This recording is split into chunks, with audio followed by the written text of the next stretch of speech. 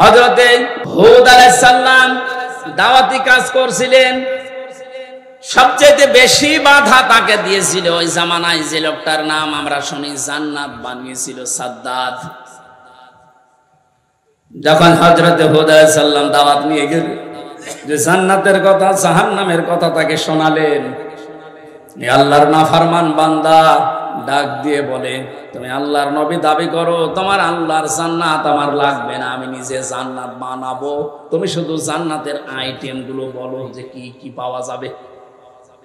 হযরত হুদ নবীর কাছে সব শুনলেন যে স্বর্ণের ইট হবে, রূপার ইট হবে, বিশাল সাম্রাজ্য তার, যেখানে যত স্বর্ণ পাওয়া যায়, রূপা পাওয়া যায়, সবগুলো পেয়াদাদেরকে দিয়ে জোগাড় করেছে এক জায়গায়। 22,000 শ্রমিক কাজে লাগিয়েছে, 20 বছর ধরে ধরে জান্নাত মনের মতো করে বানাচ্ছে। হযরত হুদ আলাইহিস সালাম যা যা বলেছিলেন একেবারে ওইভাবে হুবহু বানানোর চেষ্টায় আছে। স্বর্ণের ইট তৈরি করার জন্য তো সোনা লাগবে, যেখানে যা পাওয়া যায় সব নিয়েছে।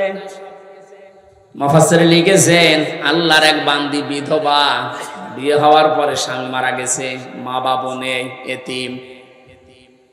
এই মেয়েটার স্বর্ণ ধরে যখন টান দিয়েছে, মেয়েটা তখন মাটিতে গড়াগড়ি দিয়ে কান্নাকাটি করেছিল, যে আল্লাহ আমি একেবারে নিঃস্ব মানুষ, আমার স্বামী নেই, মা বাবা নেই, আমার শেষ সম্বলটুকু কেড়ে নিয়ে যে জালেম তার স্বপ্ন পূরণ করার জন্য ইচ্ছা পোষণ করেছে, তার এই স্বপ্নের জান্নাতে তুমি তাকে পৌঁছাতে দিও না।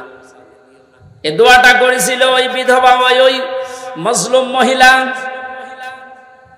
আল্লাহ রাব্বুল আলামিন বলেন, পৃথিবীতে 3 জনের দোয়া সঙ্গে সঙ্গে কবুল হয়ে যায়, কোনো পর্দা থাকে না, তার ভিতরে একজন মাজলুম। এই যদি সত্যি মন থেকে কিছু বলে, আল্লাহ পাক ওটার সঙ্গে সঙ্গে আরশে তুলে নেয়। এটার প্রমাণ এই হারুন। আমি রিমান্ডে থাকাকালীন জেলখানায় ছিলাম প্রথম 2 মাস, ওই ছোট হুজুরের সাথে, যে রফিকুল ইসলাম মাদানী। আমার রাতের বেলা কেঁদে কেঁদে বলতো, রিমান্ডে নিয়ে আমার ওই যে কি ঢাকার হাতির জেল, রাত 12:30 1টার দিকে ওখানে নিয়ে গিয়ে সম্পূর্ণ উলঙ্গ করে আমার ছবি তুলে হাতের ভেতরে সিগারেট লাগিয়ে বলতো, খান আমরা ছবি তুলবো, এইটা ছেড়ে দিয়ে জনগণকে জানাবো যে হুজুর এরকম 2 নম্বর। আজকে দেখলাম বলছিল যে আমি ওই দিনই আল্লাহর কাছে ওই মাজলুম অবস্থায় আকাশের দিকে তাকিয়ে দোয়া করেছিলাম, মাবুদ জীবনে যদি কিছুই তোমার দরবারে ভালো না লাগে, কবুল না হয়, আজকের যে দৃশ্য, আমার শরীরে এক টুকরা পোশাকও নেই, তুমি দেখতে পাচ্ছ। আমি একটা যুবক মানুষ, আমার অনেকে মনে করি ছোট মানুষ, পিসকি মানুষ না, ওর বয়স এখন 27-30 বছর, কারণ ওই সময় ছিল 27 জেলখানায় 3 বছর, 30 বছর বয়স। 30 বছর বয়সের মানুষ কি ছোট? কথা বলেন।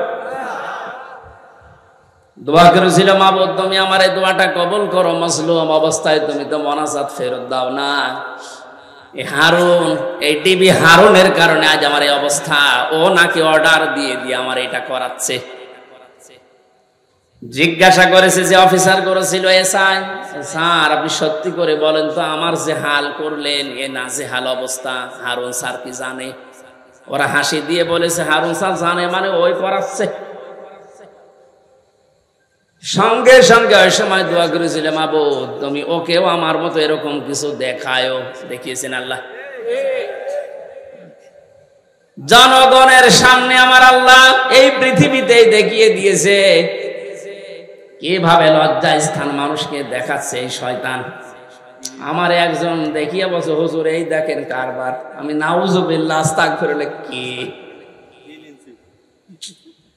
ও কয়েকদিন পরে স্ট্যাটাস দিয়েছিল, আমি বাইরে যেতে পারি না, বাইরে গেলেই মানুষ বলে 3 ইঞ্চি। কি একটা অপমান! মাত্র কয়েক সেকেন্ডের ভিডিও পাস হয়ে ও সব হারিয়েছে। ওর কয়েক সেকেন্ড না, সারা জীবন যেদিন আল্লাহ ফাঁস করবে, এ জালেমের সেদিন কোন উপায় থাকবে? টাকলা মোরাদের মাত্র 6 মিনিট 8 সেকেন্ড। কি ওর নাম? মাহিনা কি নাম? এই মহিলার সাথে একটা অডিও রেকর্ড ফাঁস হয়েছিল মাত্র 6 মিনিট 8 সেকেন্ডের। ও সব গেছে। আমার তো মনে হয় এই জালেমদের দরে যারা ছিল এই দেশে, ওদের সহযোগী যারা, এদের হাজার হাজার ভিডিও অডিও রেকর্ড জমা হয়ে আছে। সাংবাদিক ইলিয়াস এখন মাঝে মাঝে ছাড়তেছে। আল্লাহ তার ফেরেশতাদের দিয়ে যেটা রেকর্ড করে রেখেছে অডিও ভিডিও, কিয়ামতের ময়দানে কোটি কোটি মানুষের সামনে ওগুলো আল্লাহ ছাড়বে। 30 সেকেন্ডের ভিডিও যদি 3 ইঞ্চি নাম শোনো, এই 50 বছরের ভিডিও আল্লাহ যদি ছেড়ে দেবে পুরাটা, মুখ দেখাতে পারবে না। শেষ পর্যন্ত এই মহিলার দোয়া আল্লাহ এমন ভাবে কবুল করেছিলেন, জান্নাত বানানো কমপ্লিট। শেষ করার পরে ডাক দিয়েছে, এত সিকিউরিটি দিয়ে সাজিয়েছে, একটা পিপিলিকা পর্যন্ত প্রবেশ করার কোনো কায়দা নেই। জান্নাতের গেটে যাবার পরে দেখে একজন ফকির বসে আছে। ফকির ডাক দিয়ে বলে, বাদশাহ আমার সাথে কিছু কথা বলা লাগবে আপনার। রেগে বলছে, তুমি কে, এখানে আসলে কি করে? এখানে তো কোনো মানুষ আসার অনুমতি নেই, কথা যদি বলাই লাগে পরে বলবা, আমি আগে জান্নাত দেখে আসি। ফকির ডাক দিয়ে কানের কাছে মুখ নিয়ে বলছে, বাদশাহ আমি কিন্তু দুনিয়ার সাধারণ ফকির না, আমি আজরাইল। মাথাটা একটু কাত করো ঘোড়া থেকে, আমি কথাটা বলে চলে যাব। কানের কাছে মুখ নিয়ে বলছে, আমি এসেছি তোমার জান কবজ করার জন্য, রেডি হও।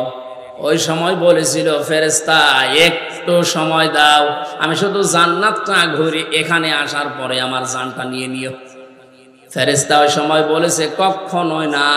ইযা জাআ আজালুহুম লা ইস্তাখিরুনা সাআতাও ওয়া লা ইস্তাকদিমুন।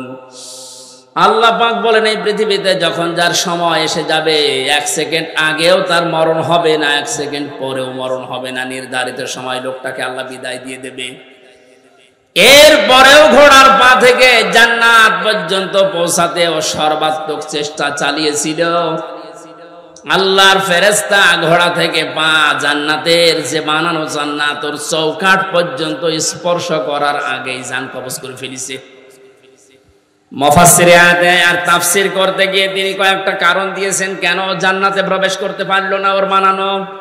1 নম্বরে আমি প্রায় এখানে 26টা কারণ পড়েছিলাম, সবগুলো আমার মনেও নেই, কয়েকটা বলছি।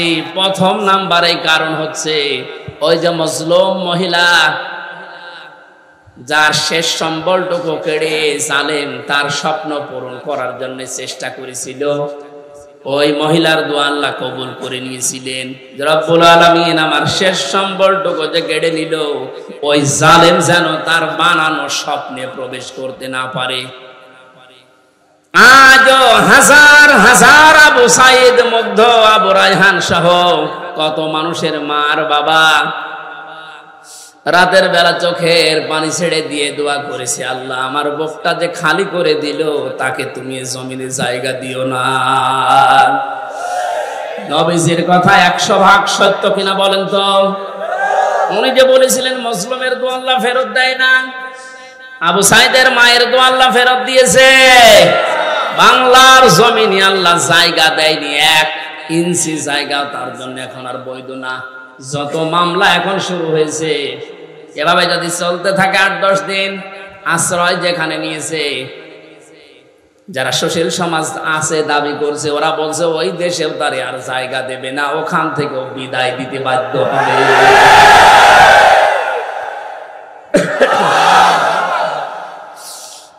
আমার ফরিদপুরবাসী জালেমদের জন্য সব জায়গা আল্লাহ অবৈধ ঘোষণা দিয়েছেন, জালেমদের কোনো জায়গা পৃথিবীতে নেই।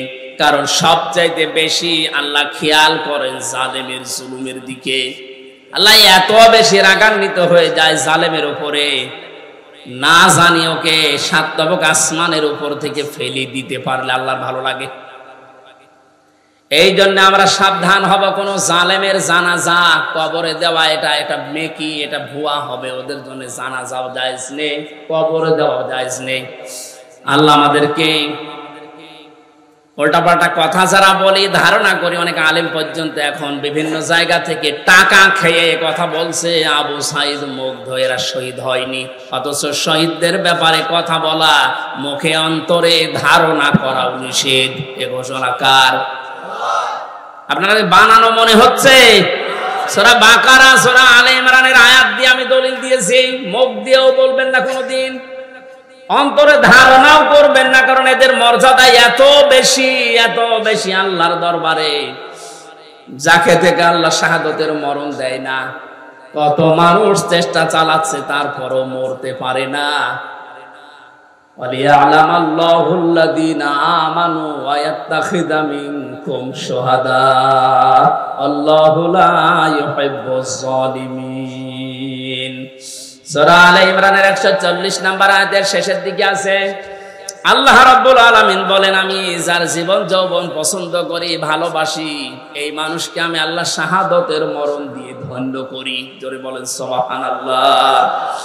শহীদ আবু সাঈদ সাধারণ মনে হচ্ছে না, ওই ইসলামী আন্দোলনের একজন কর্মী ছিল। তাই একনিষ্ঠ কর্মী ছিল। এখন খোঁজ খবর নিয়ে যেটা দেখা যাচ্ছে, তার মানে জীবনে এমন কাজে আঞ্জাম দিয়েছে, রাতের বেলা তার তাহাজ্জুদের নামাজ, চোখের পানি আল্লাহর দরবারে মনে হয় মঞ্জুর হয়েছে। সাধারণ ভাবে মরণ দেয়নি আল্লাহ, শাহাদতের মরণ জালেমের সামনে আল্লাহ দিয়েছে। আয়াতের শেষের কথা ছিল আল্লাহু লা ইউহিব্বুজ জালিমিন, আল্লাহ জালেমদেরকে ভালোবাসছেন না, বাসবেনও না। জোরে বলেন নাউজুবিল্লাহ। এজন্য আহ্বান জানাচ্ছি, হাতে পায়ে ধরে বলছি, এখনো যারা জালেমদের পক্ষে আছেন, সাফায় গান, নিজের পায়ে নিজে কোড়াল মারবেন না, ফিরে আসেন। জালেমদের কোন জায়গা কিয়ামত পর্যন্ত এ জমিনে আর হবে না। আল্লাহ আমাদেরকে জালেমদের বিষয়গুলো বোঝার তৌফিক দিন। দরুদ পড়ছি নবীজির উপরে সাল্লাল্লাহু আলাইহি ওয়াসাল্লাম। কোরআনে কারীম থেকে আমরা দুইটা সূরা পড়েছি, সূরা আলাম নাশরাহ এবং সূরা নাসর। আমরা তাফসীর আকারে কথা বলবো, যেহেতু এখানে লেখা আছে। আপনারা আছেন তো? বিজয় পেয়েছে অনেকেই মনে করছে কি না কি হনরে হনুমান হয়ে যাচ্ছেন না, কি করা লাগবে কোরআন থেকে শুনে। জবান ছেড়ে কোরআনের আয়াতগুলো আগে একটু পড়েন। আউযু বিল্লাহি মিনাশ শাইতানির রাজিম, বিসমিল্লাহির রহমানির রহিম। ইযা জাআ নাসরুল্লাহি ওয়াল ফাত ওয়া রাআইতান নাসা ইয়াদখুলুনা ফি দীনিল্লাহি আফওয়াজা ফাসাব্বিহ বিহামদি রাব্বিকা ওয়াস্তাগফির ইন্নাহু কানা তাওয়াবা। সাদাকাল্লাহুল আযীম। সূরা নসর। কে সূরা বলেন তো? কোরআনে 3 আয়াত বিশিষ্ট 3টা সূরা আছে, আসর, নসর আর কাউসার। আমরা অনেকে মনে করে সূরা কাউসারের 3 আয়াত আর বাকি আয়াতে না। 3টা সূরা 3 আয়াত বিশিষ্ট, আসর, নসর, কাউসার। তার ভেতরে একটা পড়েছি, এটা তেলাওয়াত শুদ্ধ অনেকের হয় না নামাজে, কিন্তু এই সূরাটা অনেকে পড়ে। নুন সোয়াদ র, নাসর মানে সাহায্য, আর নুন সিন র, নাসর মানে ঈগল পাখি। এই জন্য তেলাওয়াত যখন করবেন সোয়াদ উচ্চারণটা মুখ গোল করা লাগে। আল্লাহ পাক জানিয়েছেন, ইযা জাআ নাসরুল্লাহি ওয়াল ফাত, যখন আসবে আল্লাহর সাহায্য, হে নবী আপনি তখন বিজয় দেখতে পাবেন। 15 বছর বহু মজলুম দোয়া করেছে, জেলখানায় এখনো পর্যন্ত বহু মজলুম পড়ে আছে। বিশেষ করে মাওলানা জসিমউদ্দিন রহমানী সহ হাজারো আলেম এখনো পর্যন্ত জেলখানায় আছে। এই জালেমের জুলুমে জীবনটা তাদের শেষ হয়ে গেছে। কোরআনের এই অনুষ্ঠান থেকে এই মাজলুমদের মুক্তির দাবি করছি, বলেন আমিন। মজলুমের পক্ষে যেহেতু আমার আল্লাহ আছেন, ইব্রাহিম নবী মজলুম থাকার কারণে যারা তার পক্ষে ছিল তাদেরই দাম আল্লাহ বাড়িয়ে দিয়েছিলেন। একটা ব্যাঙের প্রসাব পর্যন্ত আল্লাহ পাক বানিয়ে দিয়েছেন হযরত ইব্রাহিমের পক্ষে থাকার কারণে। আজ হাজার হাজার মজলুম মানুষ, যে বিডিআর, আমি 900-র উপরে বিডিআর পেয়েছিলাম, আমার উপর তলায় যারা থাকতো অধিকাংশ বিডিআর মামলার কিচ্ছু জানে না, 14 বছর জেল খাটতেছে। বিশেষ করে মুন্সিগঞ্জের কয়েকজন আর পঞ্চগড়ের এক মুরব্বী, এত ভালো মানুষ আমার জীবনে জেলখানায় আমি পাইনি। ওরা কোরআন শরীফ মাথায় নিয়ে, হাতে নিয়ে, বুকে নিয়ে বলতো, হুজুর আমি কিচ্ছু জানি না, আর 1 বছর পরে রিটায়ার্ড হয়ে যাব, শান্তিতে আছি। কি জানো কি হয়ে গেল আমার, এই যে বেকার ঘুরে 14 বছর আটকে রেখেছি। এখন যিনি দায়িত্বে আছেন, স্বরাষ্ট্র উপদেষ্টার দায়িত্ব পেয়েছেন জাহাঙ্গীর আলম, এ লোকটা কিন্তু ওই বিষয়গুলো সব তার নখদর্পণে আছে। এবার জালেমরা টের পাবে।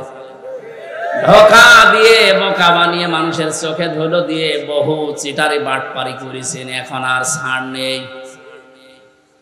আমরা এখান থেকে আহ্বান জানাচ্ছি, যারা দায়িত্বে আছেন বিচার ব্যবস্থায়, বিচার বিভাগে, খুব তাড়াতাড়ি এই বিডিআর মামলায় যারা আছে, বিনা কারণে যারা বছরের পর 14 বছর জেলখানায় আছে, কিচ্ছু জানে না, ওদেরকে আমার মনে হয় শাস্তি দিলেও খুব বেশি হলো 7 বছর দেওয়া যেত। ওরা বলতো, হুজুর আমরা যদি অপরাধ করেও থাকি, বিদ্রোহ করে থাকি, আমাদের 7 বছর জেল হয়, অথচ বিনা কারণে 14 বছর আমি জেলে। এত বড় জুলুম আর সহ্য করা হবে না। যারা দায়িত্বে আছেন আহ্বান জানায়, বাংলার লক্ষ লক্ষ তাওহীদি জনতা নিয়ে এই নিরপরাধ মানুষদেরকে বিনা বিচারে, বিনা হিসাবে ছেড়ে দেওয়া লাগবে। কোন অপরাধ নেই এদের, একজনের রাগের ফসল এগুলো, প্রতিহিংসার ফসল। এই মানুষগুলো সত্যি ভালো মানুষ আমার দৃষ্টিতে, আমি যা দেখেছিলাম এদের জীবন চরিত্র, নামাজ, রোজা এবং আল্লাহর যে ঈমান, আল্লাহর প্রতি তাদের, এই কথাগুলো বাস্তবে আমি দেখে এসেছি। এই কারণে বলছি, যারা বিডিআর হত্যা মামলার নাম নিয়ে, পেলখানার নাম নিয়ে এই নিরপরাধ মানুষকে, অপরাধ করে থাকলে আপনি প্রমাণ পেলে তার বিচার করেন, কিন্তু নিরপরাধ যারা বিচার হওয়ার পরও তাদের মাত্র 7 বছর জেল হওয়ার কথা, 14 বছর কোন কারণে একটা মানুষের মুখ রাখতে গিয়ে আপনি তারা জেলখানায় রাখবেন? এই জন্য দায়িত্বে যারা আছেন, এই বিচার ব্যবস্থা একটু তাড়াতাড়ি কাজ করে তাদের ছেড়ে দেওয়া হোক। অন্তত জীবনের শেষ কয়েকটা দিন স্ত্রী পুত্র সন্তান আদি নিয়ে দুনিয়া একটু কাটিয়ে যাক। পঞ্চগড়ের এই মুরব্বীটা, কি নাম যেন, আব্দুল মতিন না কি নাম, এরকম বহু মানুষকে দেখেছিলাম। ওদের দুঃখ কষ্ট আল্লাহর আরশ পর্যন্ত কেঁপে যাওয়ার কথা। আল্লাহ এমনি এমনি তো জালেমকে বিদায় দেয়নি। বহু মানুষের এই শব্দ লোকি আছে, বহু মানুষের চোখের পানি, বুক ফাটা পানি, হাজারো মানুষের এগুলো জমা হয়ে আছে, আল্লাহ একবারে সব ছেড়ে দিয়েছে। পাপ যখন একেবারে শের পুজে গেছে, পরিপূর্ণ হয়ে গেছে, আল্লাহ বলেন, ইন্না বাদশা রব্বিকা লাশাদীদ, আমি ধরি না, কিন্তু ধরলে আমি আর ছাড়ি না। আল্লাহ যখন ধরেছে আর কিন্তু ছাড় নেই, কারণ এখন আল্লাহর শাস্তি জয় আমরা এখন দেখতে পাচ্ছি। আয়াতের পরবর্তী আয়াতটা এখন আমরা দেখতে চাই। অরাইতান নাস ইয়াদখুলুনা ফি দীনিল্লাহ, হে নবী আপনি যখন দেখবেন আল্লাহর সাহায্য চলে এসেছে, তখন বিজয় দেখতে পাবেন, দলে দলে মানুষ ইসলামে প্রবেশ করছে। আজ আমাদের এই দেশে কিন্তু এই দৃশ্য আমরা এখন অলরেডি দেখতে পাচ্ছি। দলমত এখন আর নেই, সবাই এখন দলে দলে, পালে পালে ইসলামে প্রবেশ করছে, বিশেষ করে ইসলামী আন্দোলনে। যে শব্দটা কি ছিল, ফি দীনিল্লাহ, দিন কার? আল্লাহর দিনের ভেতরে। দিন কার? দিন আমাদের। কথা বলেন, দিন মুহাম্মদ রাসূলুল্লাহ। কার দিন? আমরা কি না, আমরা দিনের খাদেম, আমরা দিনের মালিক না, আমরা দিনের কি খাদেম, কামলা, জন, মুনিশ, লেবার যাই বলেন, আমরা কেউ দিনের মালিক না। সুতরাং দিনের ভেতরে যারা প্রবেশ করছেন তাদেরকে ওয়েলকাম জানাচ্ছি, কারণ দিনের মালিক কে বলেন তো? আমরা কি খাদেম, বলেন কি কামলা, খাদেম, লেবার। আমি এই যে আজকের মাহফিলের যিনি আমার ডান পাশে আছে, অধ্যাপক নজরুল ইসলামের বাবা, উনি যদি বলে এই জমিনটা আমার মতো 10 জন মানুষকে বলছে আপনারা ধান লাগান, বিকাল 5টায় আপনাদের বেতন দিয়ে দেব। বিকাল 5টা পর্যন্ত আমরা ধান লাগাচ্ছি, আর 10 মিনিট বাকি আছে। কয় মিনিট?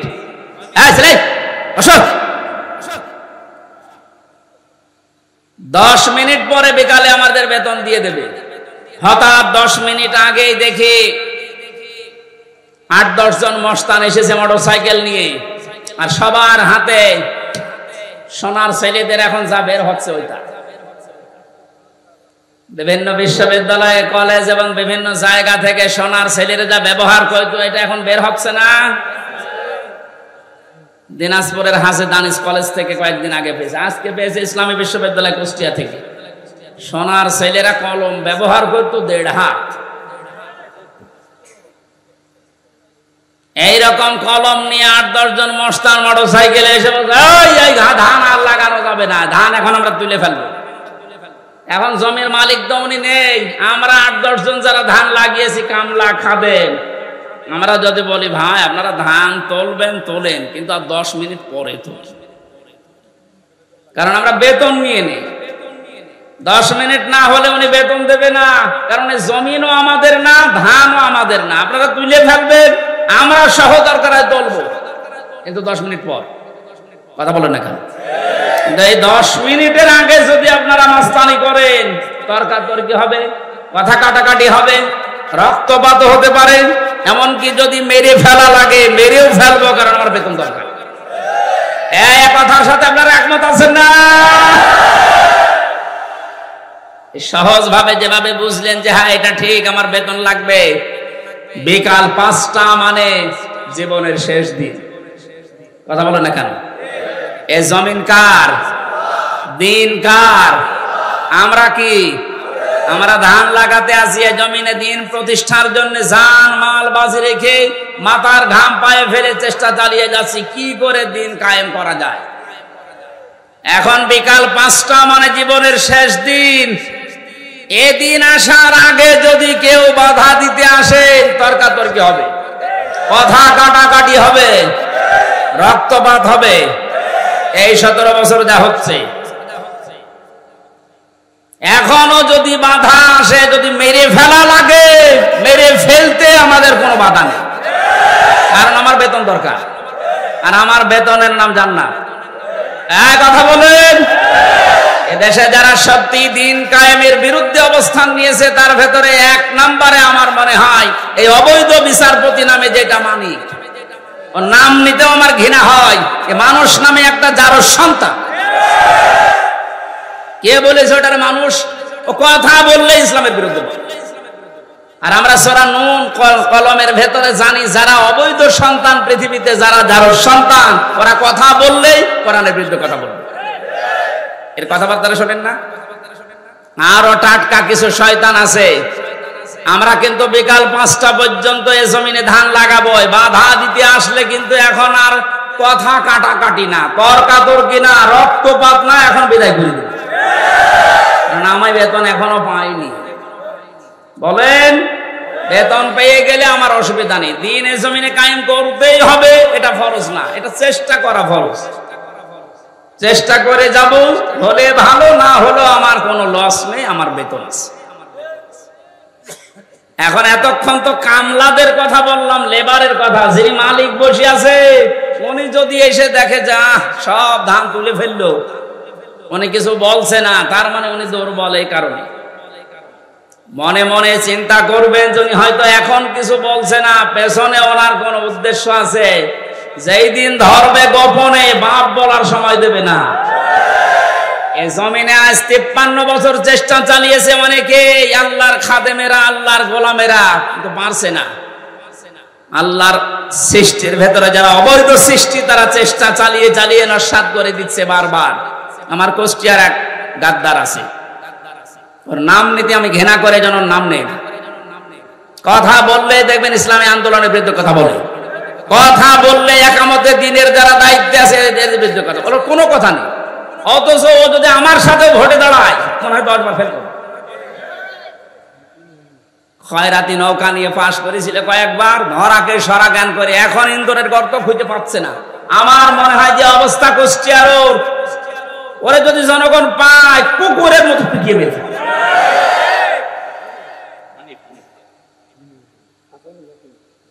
না। ও নোনো, নাম আমি নেই না, নাম দেখো কি হক নোনো দিয়েছে। শয়তান শয়তানি করার জায়গা পায় না। আর একজন বরিশালের আছে। এবার আর একটা শয়তান, কি মনন না কি নাম যেন, মনন না মেনন, মাত্র 4 দিন আগে এদেশ স্বাধীন হওয়ার, এই 5 তারিখে স্বাধীন হলো না, 4 দিন আগে শয়তানগুলো উঠে পড়ে লেগেছিল একটা জনগণের সেন্টিমেন্ট অন্যদিকে নজর ঘুরিয়ে দিতেছে, এই দেশের ইসলামপন্থী যারা তাদেরকে নিষিদ্ধ করে দাও। আল্লাহ চিরতরে ওদের নিষিদ্ধ করে দেয়,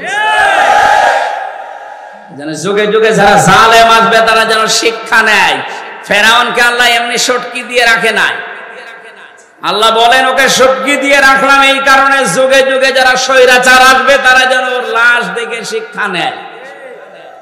সুতরাং আজও যারা জালেম তাদের অবস্থান এই 5 তারিখের পর থেকে যা হয়েছে, এখনো যদি আপনার পরিবর্তন না আসে, শিক্ষা না নেন, আমার মনে হয় আজরাইল আসার আগে আপনারা পরিবর্তন নেন।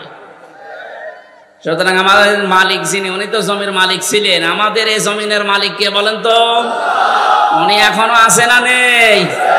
আমরা তো কামলাদেরই এই অবস্থা, খাদেমদের এই অবস্থা। যিনি মালিক আছে উনি কিন্তু দেখছে যে 53 বছরে আমার জমিনে দিন কায়েম হতে দিল না কারা। হয়তো উনি সরাসরি কিছু বলছে না, গোপনে যেদিন ধরবে না বাপ বলারও সময় পাবেন না। দাড়ি কেটে পালাতে গিয়ে পালাতে পারে না, এতে কত বড় শয়তান।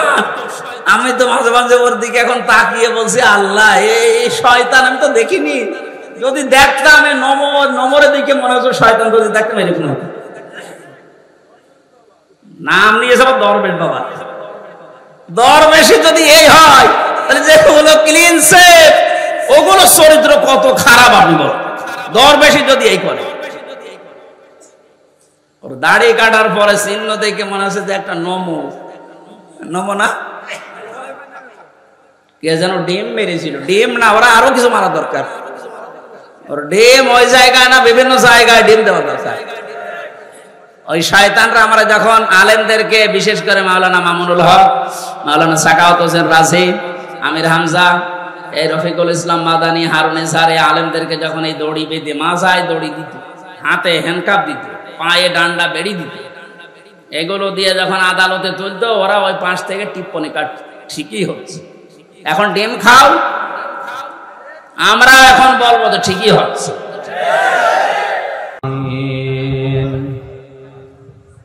فقد قال الله تعالى في كلامه المجيد وبرهانه التوحيد: أعوذ بالله من الشيطان الرجيم. بسم الله الرحمن الرحيم.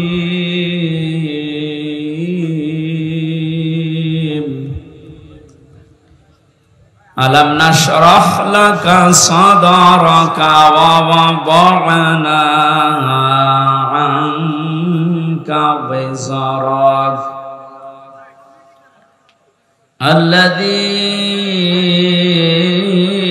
أنقض ظهرك ورفعنا لك ذكرك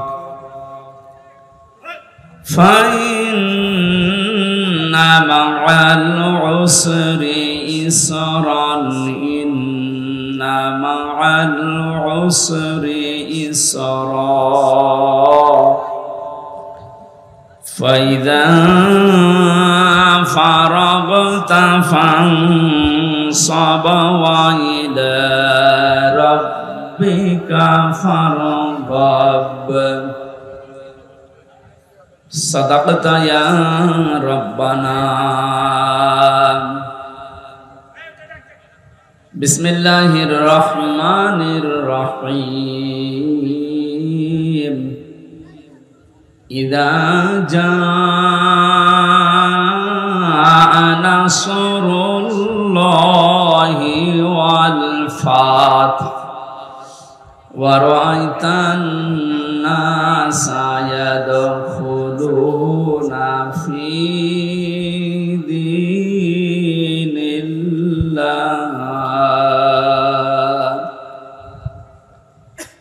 ورأيت الناس يدخلون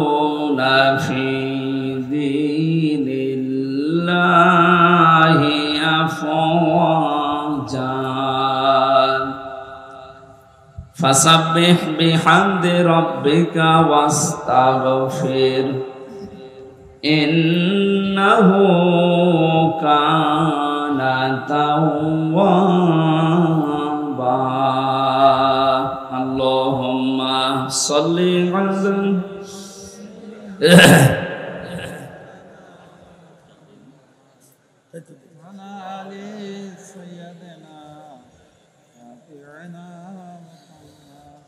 রেখো না মনেতে ভয় বান্দা খোদার, দূর হয়ে যাবে বাধা সব। তোমার আমার মালিক আছেন, আছেন আমাদের রব, আছেন আমাদের রব। আলহামদুলিল্লাহ। ফরিদপুর জেলার বোয়ালমারী থানার অন্তর্গত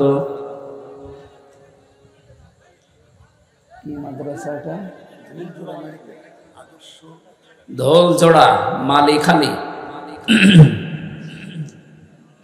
বাইতুল জান্নাত ইসলামিয়া মাদ্রাসার উদ্যোগে আল্লাহর কোরআনের তাফসীর মাহফিলের স্বনামধন্য সভাপতি। এখানে এত কথা বলেন কেন? এখান থেকে যান যান, ওই জায়গায় বসেন। যা বসুন। কথা বন্ধ করে দাঁড়িয়ে থাকে থাকো, জায়গা না ফালে কি করবো? ওই জায়গায় দাঁড়া।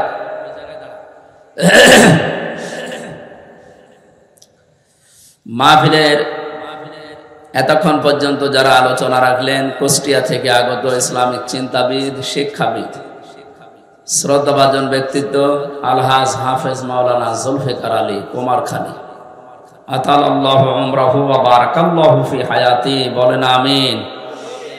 আলোচনা রেখেছেন আপনাদের ফরিদপুরের সন্তান জনাব মাওলানা ফজলুর রহমান। এ মাহফিলটার মাধ্যমে নিয়েছি আপনাদের এই গ্রামের কৃতি সন্তান ইসলামিক চিন্তাবিদ জনাব মাওলানা নজরুল ইসলাম। মঞ্চে বসা ওলামা ইকরাম, সামনে বসা মুসলমান ভাইরা, পর্দার আড়ালের সম্মানিত মা এবং বোনেরা, প্রশাসনের ভাইরা, প্রাণ প্রিয় ফরিদপুরবাসী, স্বাধীন দেশে এখন কথা বলছি আলহামদুলিল্লাহ। আমার মনে হয় মাসখানেক আগেও এসেছিলাম পরাধীন অবস্থায়, এখন এসেছি স্বাধীন অবস্থায়। কোরআনের অনুষ্ঠানগুলো যারা বাধা দিত, এখন তারাই আমাদের কাছে অনুমতি নিচ্ছে। এইটাই স্বাধীনতা এবং পরাধীনতার পার্থক্য। আমরা পরাধীন ছিলাম, স্বাধীন দেশেও আমরা ছিলাম পরাধীন, এখন আমাদের দেশে আমরা এখন স্বাধীন। এটা যে কত বড় নিয়ামত স্বাধীনতা, বাস্তবতা এখন আমরা টের পাচ্ছি যে আল্লাহ আমাদেরকে এটা দান করলেন। কোরআনে আল্লাহ জানিয়েছেন, যে তেলাওয়াত হচ্ছিল, ওয়ালা সাউফা ইউতিকা রাব্বুকা ফাতারদা, হে নবী অতি শীঘ্রই আপনাকে আমি এমন কিছু দেব যাতে আপনি খুশি না হয়ে পারবেন।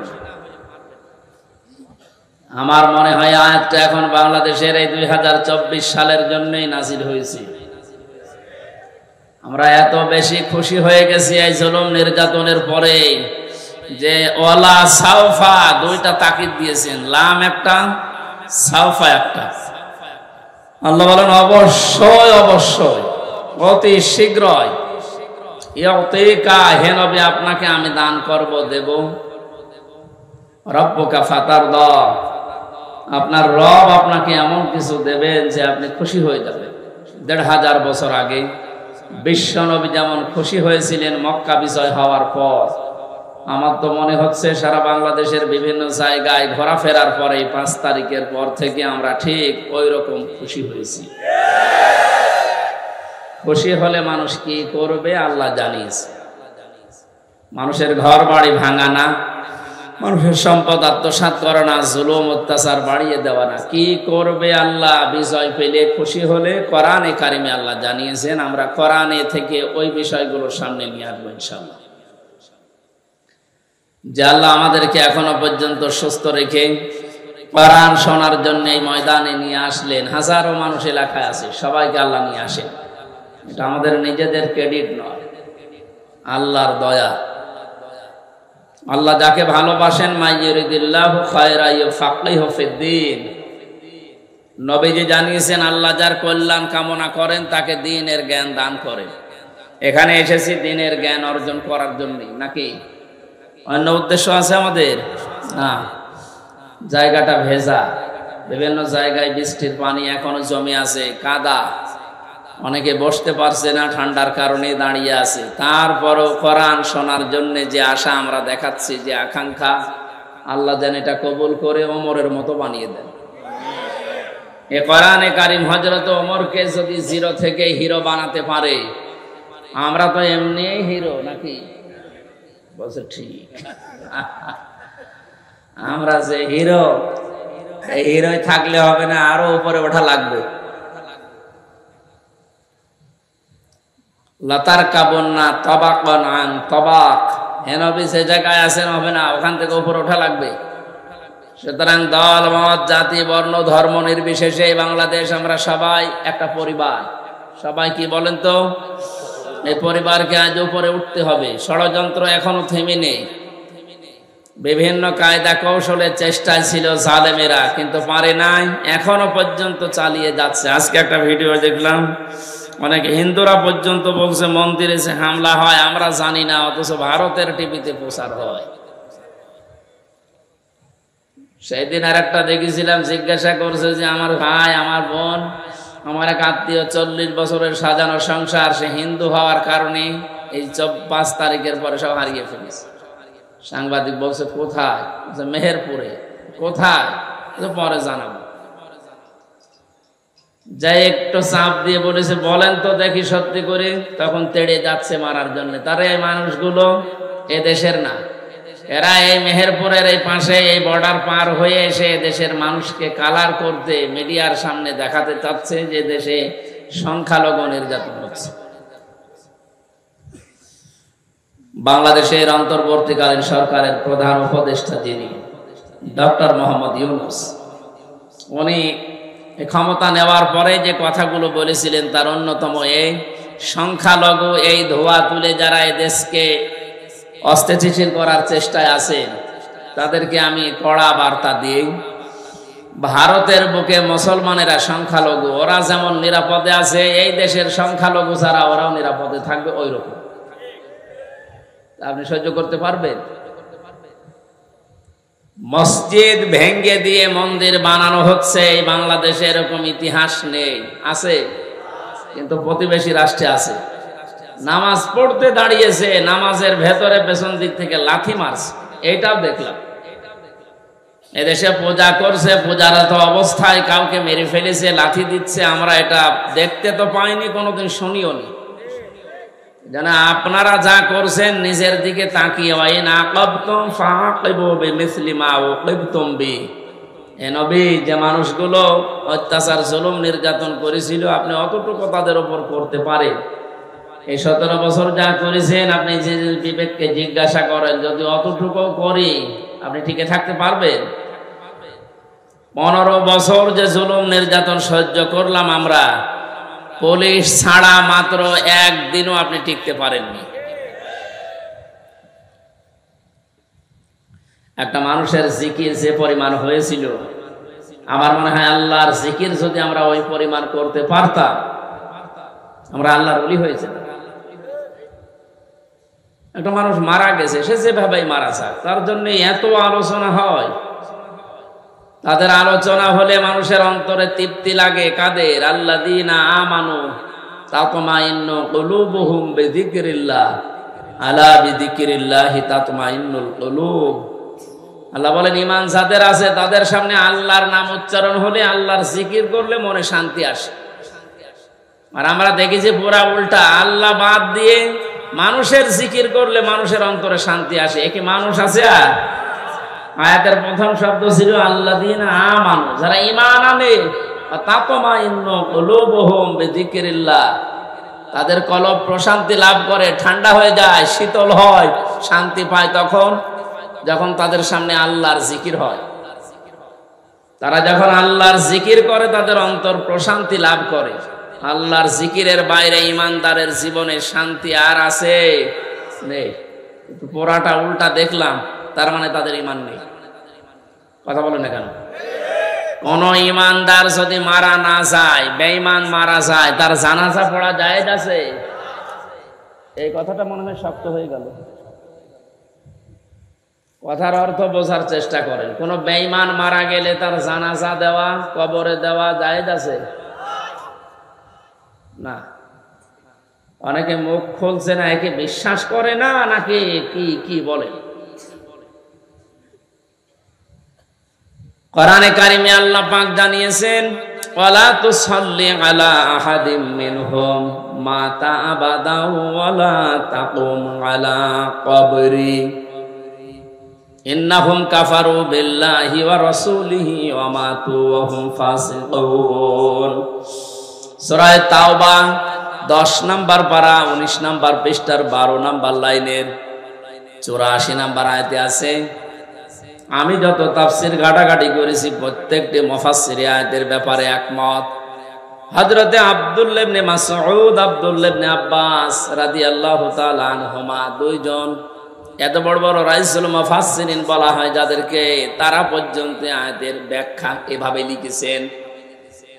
আল্লাহ পাক বলেন, হে নবী, ওই মানুষগুলোর কবরের পাশে দাঁড়ানো দূরের কথা, জানাজার নামাজ দূরের কথা, ওর কবরের পাশেও আপনি দাঁড়াবেন না।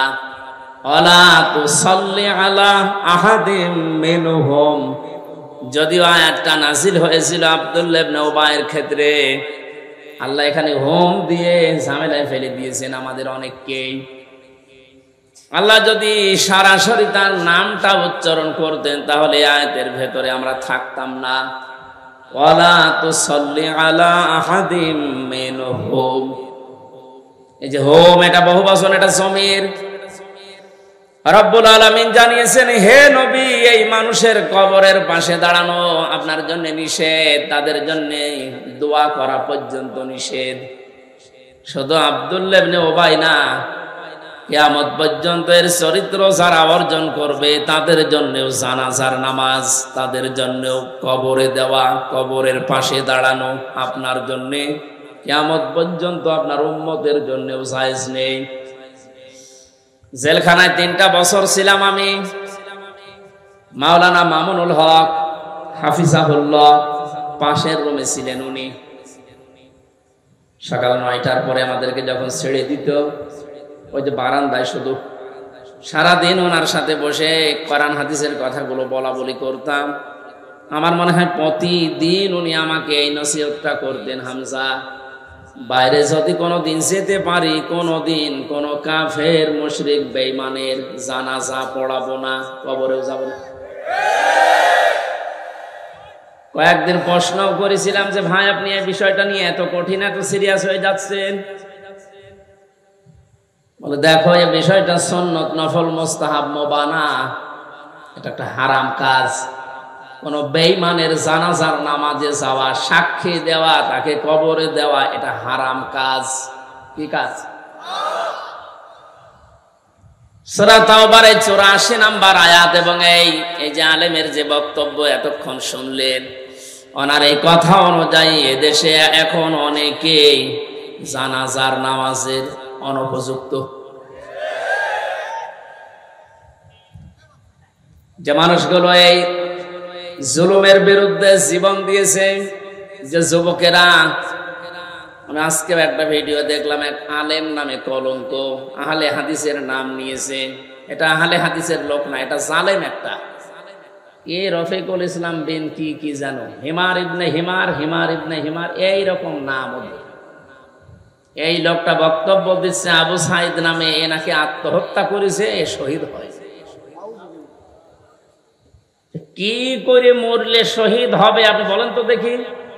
বিশ্বনবী জানিয়েছেন, দেওয়াল চাপা পড়ে মরলে সে শহীদের মর্যাদা পায়, পানিতে ডুবে মরলে শহীদের মর্যাদা পায়, পাহাড় থেকে পড়ে মরে গেলে শহীদের মর্যাদা পায়, অ্যাক্সিডেন্টে মরে গেলে শহীদের মর্যাদা পায়, আগুনে পুড়ে পড়লে শহীদের মর্যাদা পায়।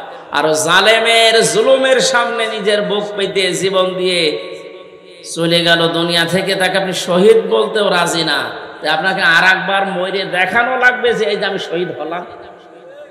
এটা কি ইয়ার কি মারা জিনিস? আপনি যদি সত্যি এ কথা এরকম সেন্সে বলে থাকেন, আপনার ঈমান নষ্ট হয়ে গেছে। কারণ শহীদ এ শব্দটা অনেক দামি শব্দ। খুব ভালো করে খেয়াল করবেন, আলেম যারা আছেন তাদেরকে বলছি, খুব ভালো করে খেয়াল করবেন। ঠাট্টা বিদ্রোহ করার জিনিস না। শহীদ এ শব্দটা আন্দাজে যাত্রার নামে লাগালেও হবে না। ব্রাহ্মণবাড়িয়ায় আসার সময় দেখেছি একবার যে লেখা আছে কবরের পাশে শহীদ ধীরেন্দ্রনাথ চন্দ্র। বলে তো এক নাম শুনেই বোঝা যাচ্ছে যে কয় নাম্বার শহীদ। হয়তো চান্দার টাকা ভাগাভাগি করতে যে মরে গেছে। এবার আসেন যে তথ্য কোরআনে আল্লাহ দিয়েছেন, আপনাদেরকে বলছি, আপনি হয়তো এইভাবে চিন্তা করেননি। দেখেন তো আমার এই থিওরিটা মেলে কিনা। সূরা বাকারার ভেতরে আল্লাহ জানিয়েছেন, ওয়ালা তাকুলু লিমান ইউকতালু ফি সাবিলিল্লাহি আমওয়াত বাল আহইয়াউ ওয়ালাকিন লা তাশউরুন। খুব খেয়াল করে শুনুন। মানুষ কথা বলে যেহেতু মুখ দিয়ে, এই জন্য আল্লাহ মুখের উপরে নোটিশ জারি করে দিয়েছেন, হে পৃথিবীর মানুষেরা, এটা বহু বচন, ওয়ালা তাকুলু, কেউ বলবা না। কে বলছে? কেউ বলবা না এই কথা। যে মানুষগুলো আমি আল্লাহর রাস্তায় শহীদ হয়েছে, জীবন দিয়েছে, এদেরকে মৃত বলবা না যে এমনি এরা মরে গেছে, না। বাল আহয়াউন, বরং এরা জীবিত। ওয়ালাকিন লা তাশউরুন, কিন্তু তোমরা এটা টের পাও না। তাহলে মুখ দিয়ে কেউ কোনোদিন শহীদদের ব্যাপারে উল্টাপাল্টা কথা বলবেন না। ৭১ সালে দেশ স্বাধীন করার জন্য যারা জীবন দিল, তাদেরকে যদি শহীদ বলতে পারেন, ২৪ সালে জালেমদের মোকাবেলা করার জন্য নিজের জীবনটা যারা দিয়ে দিল, তাদেরকে শহীদ বলতে আপনার অসুবিধা কোন জায়গায়? আপনি আমার একটা কথা খণ্ডন করেন তো, জানা এটা মিলছে না। আল্লাহ মুখের ওপরে প্রথমে নোটিশ দিয়েছেন, ১৪৪ ধারা জারি, মুখের ওপরে মুখ দিয়ে বলবি না, কেউ বলবি না যে আমি আল্লাহর জন্য যারা জীবন দিয়েছে এরা শহীদ হয়নি রে, এমনি মারা গেছে, এদেরকে মৃত বলা যাবে না। কেন মৃত বলা যাবে না? কারণ এরা জীবিত। জীবিত কেমন করে? সূরা আলে ইমরান ৪ নম্বর পারার ১১ নম্বর পৃষ্ঠার ৯ নম্বর লাইনে আয়াতটি আছে, মানুষ যে মুখ দিয়ে কথা বলার পরে আর একটা ধারণা করার জায়গা আছে মানুষের, সেটার নাম অন্তর। ধারণা করে কি দিয়ে? বলেন বলেন। মানুষের অন্তরে যেন এই ধারণাও না আসে, আল্লাহ এই জন্য অন্তরের উপরও নোটিশ দিয়েছেন, আলা তাহসাবান্নাল্লাযীনা কুতিলু ফি সাবিলিল্লাহি আমওয়াতা বাল আহইয়াউন ইনদা রাব্বিহিম ইরযাকুন। আল্লাহ পাক বলেন, হে পৃথিবীর মানুষেরা, কেউ কোনদিন ধারণাও করবা না অন্তর দিয়ে যে আমি আল্লাহর জন্য যারা শহীদ হয়েছে এদের মরে গেছে, নাই বলবা না। বলা তো যাবে না, ধারণাও করা যাবে না। কেন? বালাহিয়াউন, বরং তারা জীবিত, ইনদা রাব্বিহিম ইরযাকুন, এবং তারা তাদের রবের কাছে রিজিক পাচ্ছে। আমি প্রশ্ন করি আপনাদেরকে, মানুষ ঘুমিয়ে থাকলে খাওয়া লাগে? কথা বলেন না কেন? জীবিত থাকলে, জেগে থাকলে খাওয়া লাগে। সুতরাং যারা শহীদ হয় এরা ঘুমায়ও না, এ মানুষগুলো মারাও যায় না, এরা একটা জায়গা থেকে আর এক জায়গায় স্থানান্তরিত হয়, জায়গা পরিবর্তন করে আর এক জায়গায় চলে গেছে। এই মানুষগুলো জীবিত আছে, চিন্তা আছে, এবং শুধু জীবিত না, আল্লাহ নিজে তাদেরকে খাওয়াচ্ছে। শহীদ আল্লামা দেলাওয়ার হোসাইন সাইদি রহমতুল্লাহ আলাইহি, কেউ যদি বলেন মারা গেছে, না, উনি মারা যায়নি, ওনাকে মেরে ফেলা হয়েছে।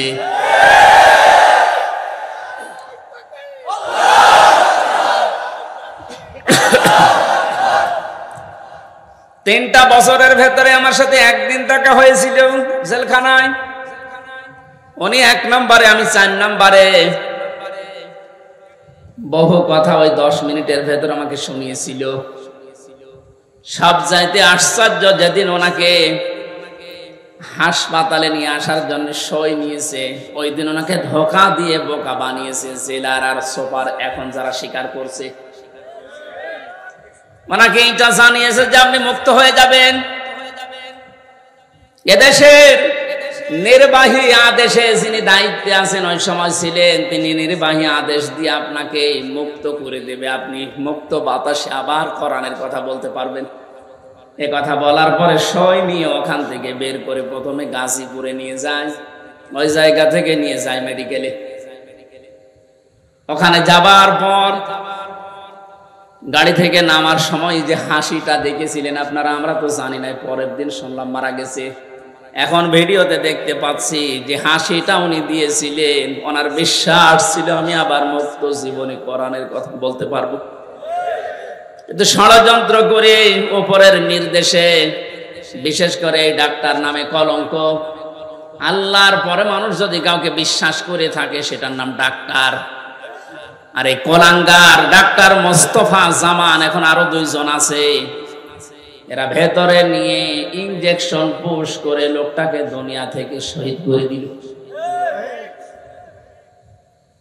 অনেক যদি অসুস্থ হবে, আপনি বাস্তবতায় টের পান না। কোন মানুষকে ওইভাবে অসুস্থ অবস্থায় হাসতে কোনদিন আপনি দেখেছেন?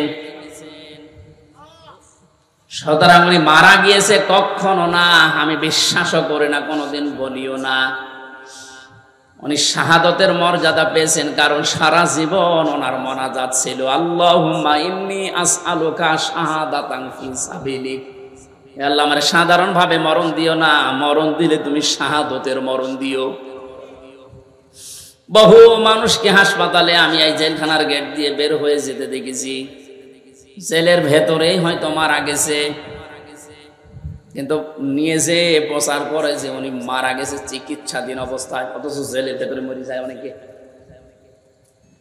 এই জন্য আমার প্রতিদিনের তাহাজ্জুদের নামাজের দোয়া এইটাই ছিল, আল্লাহ তুমি আমাকে এইভাবে সাধারণ মরণ দিও না। আল্লাহুম্মা ইন্নী আসআলুকা শাহাদাতান ফি সাবিলিক ওয়াজআল মাউতি ফি বালাদি রাসূলিক। হযরত ওমর এই দোয়া করতেন। এই প্রথম টোকা আমি মাঝে মাঝেই বলেছি, আল্লাহ তুমি যদি মরণ আমাকে দাও তে শাহাদতের মরণ দিও।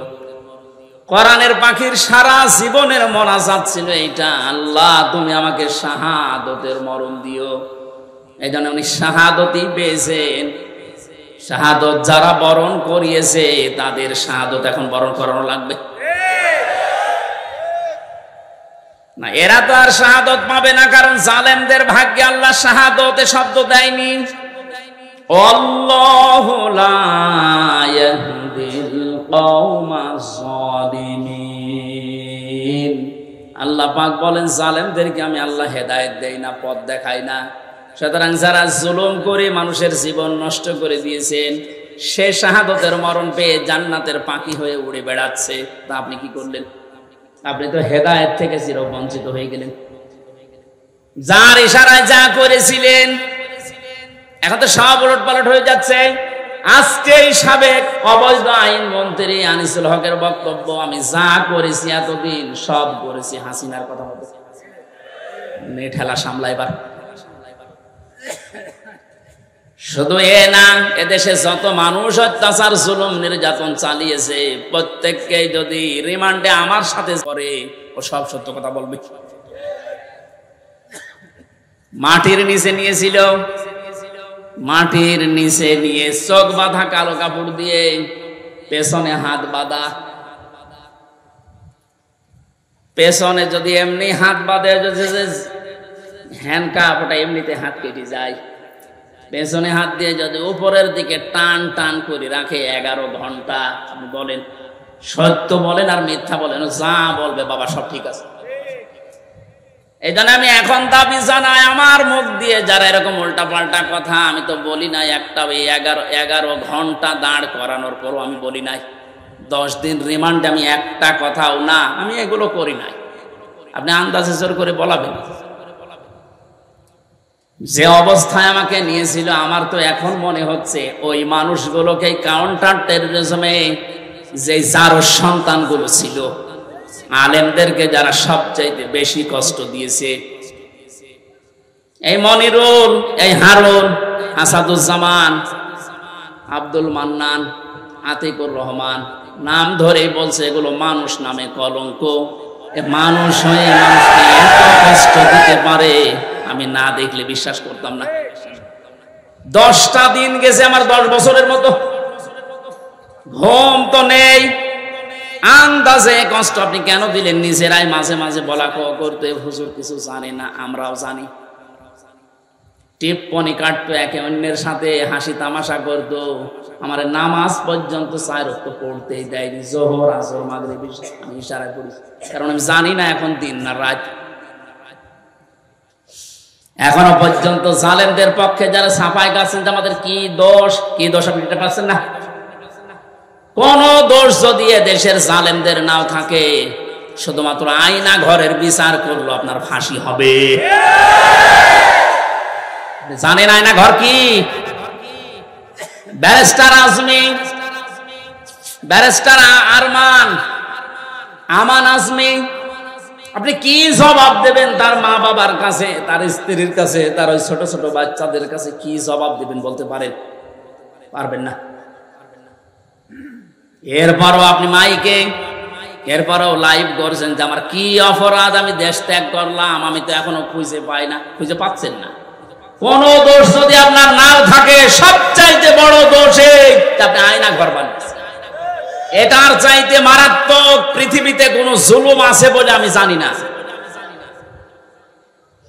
একটা জীবিত মানুষকে এদিকে 1.5 হাত, এদিকে 1.5 হাত, ওর মাঝখানে পায়খানা। আমি যেখানে থাকতাম এর মাথার কাছে পায়খানা, এতটুকু জায়গায় 24 ঘন্টা। আর খাবার যা দেয় মনে হচ্ছে 2-3 দিন আগের খাবার, পচা খাবার। ফেলে খান, তাও এক বাটির ভেতরে 4-5টা তরকারি দিয়ে দেয়, আবার ডাল দিয়ে দেয়, খান না খান আপনি মরে যান, ওদের কোনো অসুবিধা নেই, কারণ কেউ জানে না তো পৃথিবী তো আছে কিনা। এমন জায়গায় এমন ভয়ঙ্কর, এমনিতেই মানুষ হার্ট ফেল করে মরে যাবে। এই জন্য যারা টপ টু বটন জড়িত এই জুলুমের সাথে, ওদের কোনো শাস্তি দেওয়ার দরকার নেই, শুধু এই ঘরের ভেতরে 10 দিন একটু আটকিয়ে রাখেন, এমনি মরে যাবে। আমাদের তাও সেনাই তো কোরআন ছিল, আমি কোরআন পড়তে পারতাম, ও শয়তানদের তো কোরআন, ও এমনি টেনশন মরে যাবে। এখনো টের পাচ্ছেন না যে আমি কি করেছি, এত আমার উপর জনগণ এত খেপলো, আপনি টের পাচ্ছেন? জালেমরা জাহান্নামে যাবে, তার 1 নাম্বার কারণ এরা আল্লাহর মামলার আসামি। এটা আমি বানালাম। সূরা শুরার 42 নাম্বার আয়াতে আল্লাহ জানিয়ে দিয়েছেন, ইন্নামাস সাবিলু আলাল্লাযিনা ইয়াজলিমুনান নাস, অবশ্যই আমি আল্লাহ মামলা দেব তাদের বিরুদ্ধে যারা মানুষ হয়ে মানুষের উপরে জুলুম করছে। সুতরাং এই 15-17 বছর যারা জুলুম করেছেন, আপনি হামজার মামলার আসামি না হলেও আপনি আল্লাহর মামলার আসামি। সাধারণ মানুষ মামলা দিয়েছে দরবেশ বাবার নামে, আনিসুল হকের নামে সাধারণ মানুষ মামলা দিয়েছে, এক গরিব মানুষ। তারপরেও ওই বাংলাদেশে হাজার হাজার লক্ষ উকিল থাকার পরেও এই লোকটার পক্ষে কোনো উকিল এখনো দাঁড়ায়নি। আর আপনি তো সাধারণ মানুষের মামলার আসামি না, আপনি সরাসরি আল্লাহর মামলার আসামি।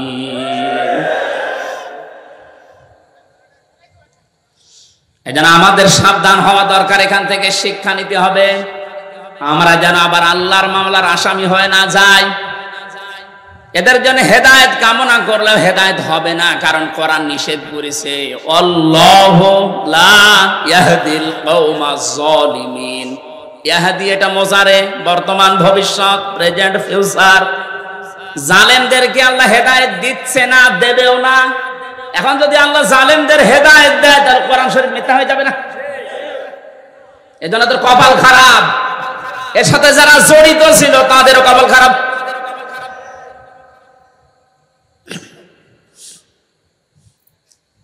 ফরিদপুরবাসী বড় ব্যথা নিয়ে কথা বলছি।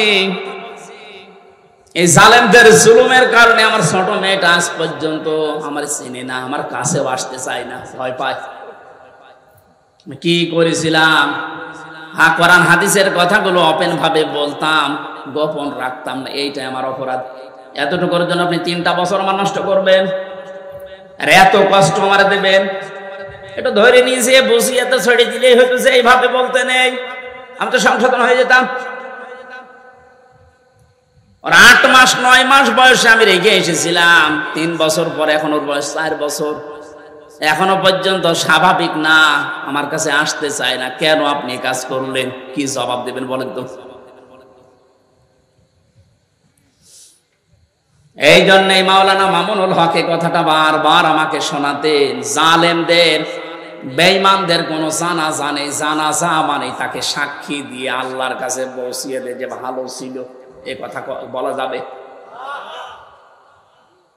এই জন্য আমরা সাবধান হচ্ছি, আপনাদেরকেও সাবধান করছি। এখনো জুলুমের পক্ষে যদি আপনি স্ট্যাটাস দিয়ে যান, জুলুমের পক্ষে ছাপায় গান, আপনিও জালেম, আপনিও চিহ্নিত।